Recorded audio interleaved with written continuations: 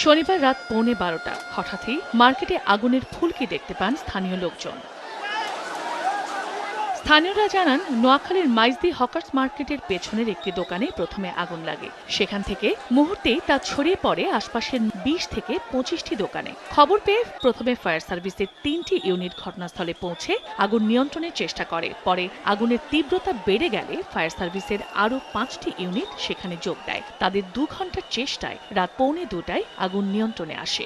এখন আমাদের আগুন ড্যাম্পিং এর কাজ চলছে। আমরা সর্বোচ্চ নিশ্চিত করার চেষ্টা করছি যেন আগুনটা আর অন্যদিকে না বাড়তে পারে। আগুন নিভানোর কাজ করছি, পরবর্তীতে এটা আমরা সার্চ করে বের করতে পারবো যে আসলে আগুনটা কোথা থেকে লেগেছে, আর তদন্ত হলে এটা বের করতে পারবো। এদিকে আগুনের সম্পদের পাশাপাশি চোখের সামনে নিজেদের নিঃস্ব হতে দেখে ভেঙে পড়েছেন ক্ষতিগ্রস্তরা। বাচ্চাটির সব জুতা আইটেম, আমার পুরো লাইফ শেষ, আমি পুরো ধ্বংস হয়ে গেছি। পিছন থেকে আগুনটা আসছে, সামনের দিকে পূর্বের দিকে গেছে।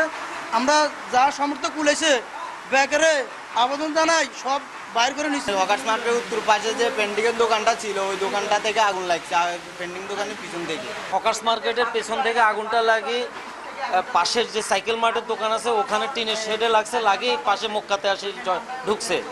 এভাবে আগুনটা আস্তে আস্তে এদিকে ছড়াইছে। ব্যবসায়ীরা জানান, হকার্স মার্কেটটি বহুতল ভবন নির্মাণের জন্য এরই মধ্যে ঠিকাদার ও ডেভেলপার নিয়োগ করেছে মালিক সমিতি। সময় সংবাদ, নোয়াখালী।